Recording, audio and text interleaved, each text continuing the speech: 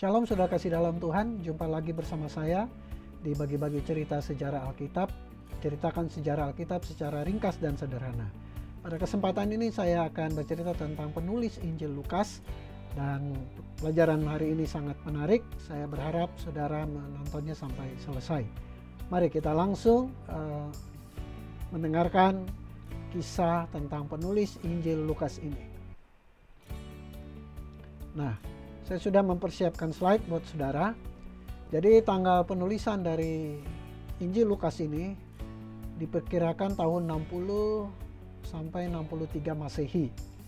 Jadi sebelum Bait Allah dihancurkan oleh Titus. Nah, tema dari Injil Lukas ini adalah Yesus juru selamat yang ilahi dan manusiawi. Jadi Yesus dia juru selamat yang ilahi dan manusiawi. Nah, Lukas diduga berdarah Yunani. Dia berasal dari kota Antioquia, Syria. Lukas berprofesi sebagai seorang dokter. Ia menjadi seorang murid dari para rasul dan kemudian mengikuti Paulus hingga kemartirannya. Setelah melayani Tuhan secara terus-menerus, dia hidup selibat, dia tidak menikah, ia wafat di usia 84 tahun. Walau ia tidak mengikut sertakan dirinya sebagai saksi mata dari karya pelayanan Yesus Kristus, tetapi ia berulang kali menggunakan kata kami dalam menceritakan misi-misi Paulus di Kisah Para Rasul. Nah, ini mengindikasikan bahwa ia ada di sana sepanjang waktu itu saat Rasul Paulus pelayanan di dalam tulisannya di Kisah Para Rasul. Kita tahu bahwa Injil Lukas sendiri dia bukan hanya menulis Injil Lukas, tetapi dia juga yang menulis surat Kisah Para Rasul. Nah, untuk mempelajari siapa Lukas dan apa yang terjadi pada pelayanannya, pada kisah-kisah pada waktu itu, waktu dia menulis, kita bisa menemukan di kata pendahuluan atau kata pembuka dari Injil Lukas ini, yaitu Lukas pasal 1 ayat 1 sampai 4. Nah, ini adalah kunci dari kitab ini. Nah, saya bacakan buat saudara, pendahuluan. Theophilus yang mulia, banyak orang telah berusaha menyusun suatu berita tentang peristiwa-peristiwa yang telah terjadi di antara kita, seperti yang disampaikan kepada kita oleh mereka yang dari semula adalah saksi mata dan pelayan firman. Karena itu setelah aku menyelidiki segala peristiwa itu dengan seksama, dari asal mulanya aku mengambil keputusan untuk membukukannya dengan teratur bagimu, supaya engkau dapat mengetahui bahwa segala sesuatu yang diajarkan kepadamu sungguh benar. Ya. Nah, dari kata pembuka ini dapat ditarik beberapa kesimpulan. Yang pertama, bahwa di zaman Lukas sudah ada karya-karya lain yang hanya mengisahkan suatu bagian dari kehidupan Yesus atau yang memberikan laporan yang tidak benar tentang kehidupan dan pelayanan Yesus. Ya. Jadi sudah ada tulisan-tulisan tentang Yesus, cuma belum utuh. Ya. Nah, karena kalimat yang dia tulis di pendahuluan tadi, banyak orang telah berusaha menyusun suatu berita tentang peristiwa-peristiwa yang telah terjadi di antara kita. Ya, jadi sudah ada tulisan-tulisan tetapi tidak utuh. Nah, catatan yang kedua, ya, catatan Lukas tersusun secara sistematis atas fakta-fakta yang ada. Nah, dalam kalimat pendahulunya dia tuliskan, aku menyelidiki segala peristiwa itu dengan seksama dari asal mulanya. Jadi dia susun secara sistematis, ya, dengan seksama, dengan teliti dari asal mulanya. Nah, yang ketiga, fakta-fakta ini sudah dikenal baik di kalangan umat Kristen dan diterima secara terpisah dari berita tertulis yang ada.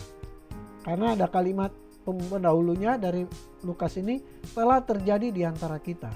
Jadi sudah kasih dalam Tuhan, cerita tentang Tuhan Yesus, ya, itu sudah menjadi buah bibir, ya, di kalangan-kalangan orang zaman dulu pada saat itu.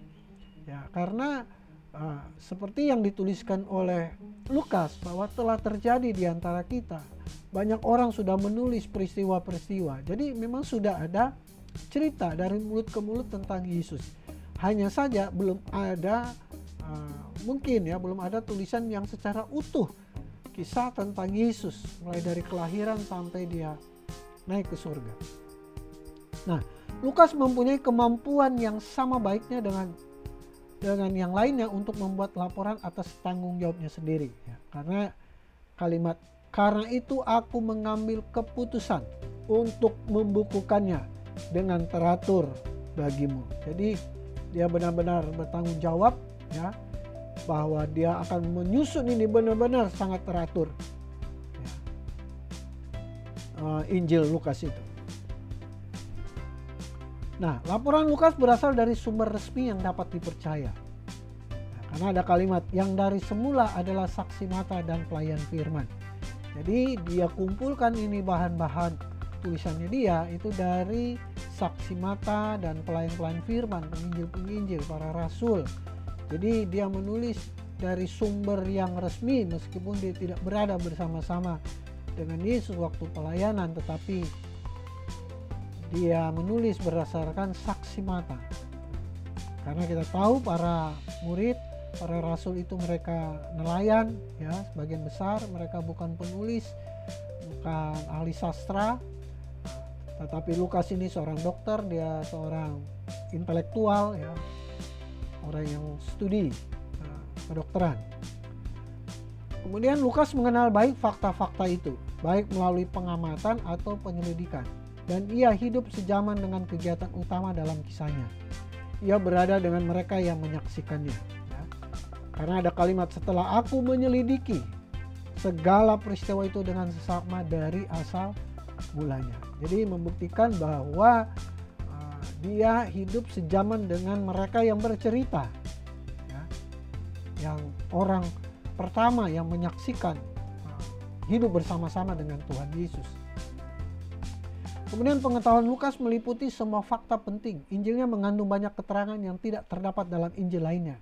Dan yang paling mewakili kehidupan Kristus. Karena dia paling lengkap bicara tentang kehidupan Yesus adalah Injil Lukas dari Injil-Injil yang lain.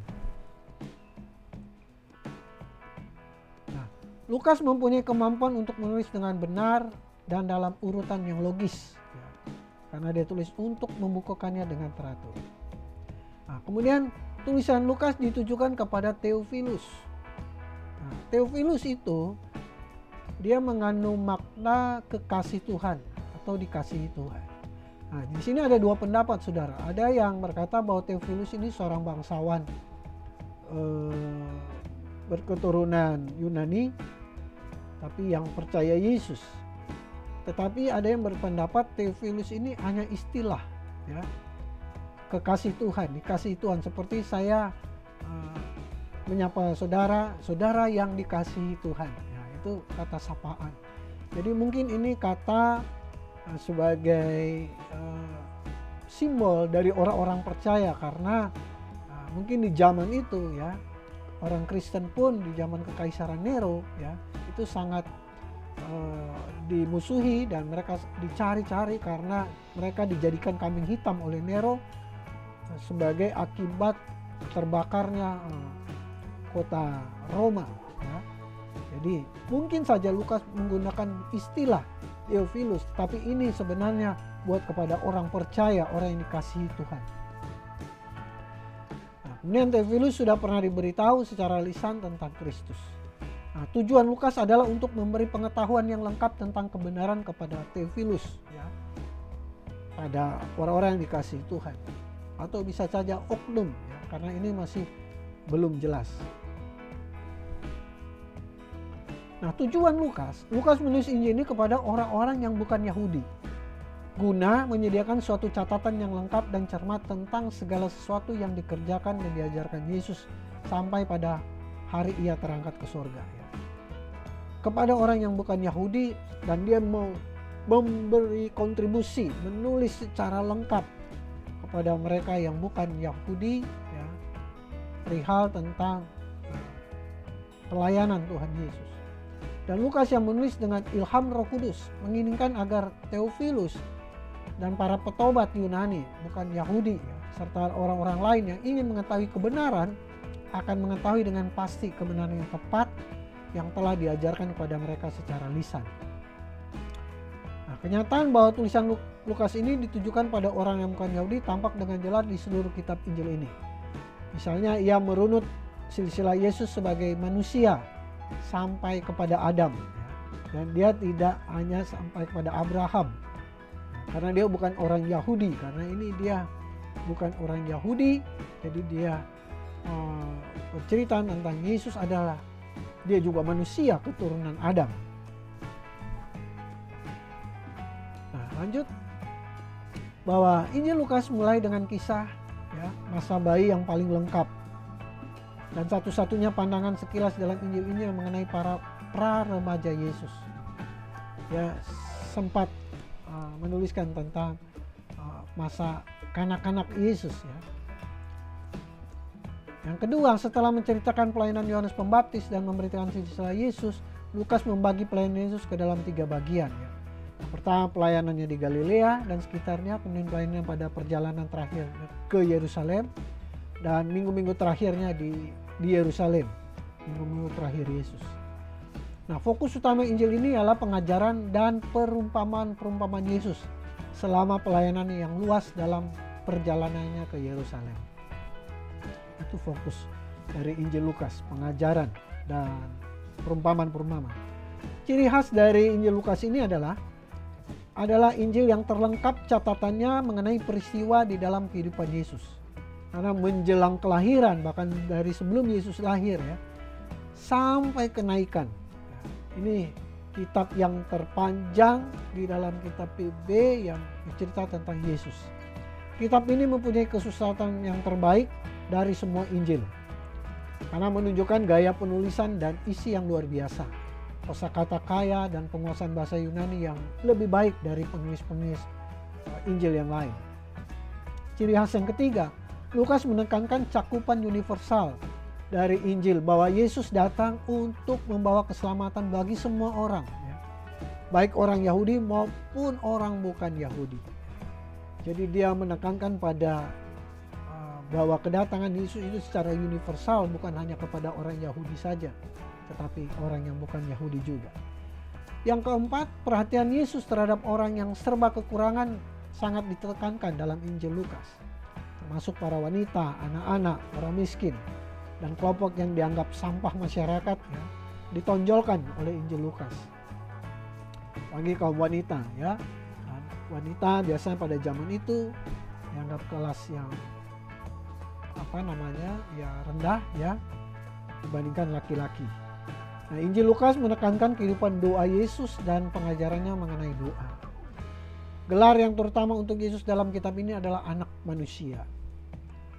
Tanggapan sukacita mengenai mereka yang menerima Yesus dan beritanya ya. Jadi dia menuliskan bagaimana orang menerima Yesus itu dengan menyambutnya dengan sukacita. Dan Roh Kudus memberikan peranan penting dalam kehidupan Yesus dan umatnya. Jadi banyak menulis juga tentang peran Roh Kudus dalam tulisan-tulisan Lukas. Kemudian, secara garis besar, ya saya cepat saja bahwa Lukas 1 bicara tentang pendahuluan, tadi saya sudah baca. Kemudian di pasal 1 dan pasal 2, kedatangan Juru Selamat, ya, pemberitaan kelahiran Yohanes, dan terus kelahiran Yesus dari Yohanes Pembaptis. Kemudian persiapan bagi pelayanan Juru Selamat di pasal 3 dan pasal 4. Kemudian pasal 4 sampai pasal ke-9 pelayanan di Galilea. Ini begitu banyak ya, ada mujizat, perumpamaan, dan pasal 9 sampai pasal 19 secara pelayanan selama perjalanan terakhir ke Yerusalem. Dan yang ke-6 pasal 19 sampai 23 ini minggu penderitaan. Pasal 24 ini kebangkitan sampai kenaikan Yesus ke surga. Nah, gambaran jemaat bagi Lukas. Jadi karena Injil ini dituliskan buat jemaat non-Yahudi. Nah, apa sih gambaran jemaat pada saat itu? Saat Lukas menulis. Yang pertama, bahwa jemaat yang tengah menghadapi rupa-rupa persoalan. Jemaat mengalami krisis pengharapan akan kedatangan Tuhan. Ada yang tetap bertekun dalam pengharapan kedatangan Tuhan, sementara yang lain sudah mulai lesu imannya. Nah, yang terus bertanya kapan Tuhan Yesus datang, kapan Mesias itu datang. Dan Injil Lukas sendiri menegaskan bahwa hari Tuhan itu pasti akan datang. Jadi Injil ini yang pertama ditujukan kepada jemaat yang sudah menghadapi rupa-rupa persoalan, krisis pengharapan, dan juga banyak orang kaya, ya jemaat yang kaya yang sudah menjadi Kristen, namun mereka masih egois, ya tamak, mengabaikan orang miskin. Kemudian persoalan ketiga adalah mengenai hubungan gereja dan negara. Dia menekankan bahwa gereja dan negara itu tidak bermusuhan atau tidak terjadi konflik, karena negara juga adalah pilihan Tuhan, ya. Pemimpin adalah negara adalah dipilih Tuhan juga. Nah, gambaran tentang Yesus oleh Injil Lukas ini kepada jemaat-jemaat bahwa dia mau menekankan bahwa Yesus itu peduli kepada orang-orang yang bukan Yahudi. Jadi Yesus peduli juga dengan keselamatan mereka sebagai orang Romawi, apapun mereka sebagai orang Yunani, apapun mereka orang Asia. Kemudian dia menggambarkan peta pelayanan Yesus. Lukas juga menjelaskan bahwa Yesus juga sahabat bagi orang miskin, ya, karena dia mau menekankan kepada orang-orang Kristen yang kaya yang sudah tidak peduli dengan kebutuhan orang miskin. Ya. Dia menekankan bahwa Yesus adalah sahabat bagi orang miskin. Yesus sahabat bagi kaum perempuan. Jadi perempuan tidak boleh, ya, di nomor duakan, tetapi perempuan dan laki-laki pun sama di hadapan Tuhan. Kemudian Lukas juga menggambarkan bahwa Yesus juga sahabat bagi pungut cukai dan orang-orang berdosa. Sebabnya orang berdosa jangan dijauhi, tetapi justru kita harus bersahabat dengan mereka, ya, supaya kasih Kristus itu boleh nyata hidup, ya, bagi kehidupan orang percaya. Nah, ini gelar-gelar Yesus yang ditulis oleh Lukas, yaitu Yesus sebagai nabi, Yesus adalah anak Allah, dia anak manusia, dia anak Daud, ya, dia Kristus, Mesias juga yang dijanjikan, yang sudah datang, dan Yesus adalah juga Tuhan. Haleluya. Ya, baik saudara kasih dalam Tuhan, itu saja cerita saya hari ini tentang Injil Lukas. Semoga bermanfaat dan boleh jadi berkat bagi saudara-saudara yang belum mengklik subscribe. Tolong di subscribe, di like, dan mungkin bisa dibagikan kepada mereka supaya cerita saya ini boleh menjadi berkat bagi mereka-mereka yang belum percaya Yesus atau mereka yang belum mengenal Yesus secara pribadi, menerima dia sebagai Tuhan dan Juru Selamat. Bagikan cerita ini kepada mereka-mereka supaya menjadi berkat bagi kemuliaan nama Tuhan Yesus.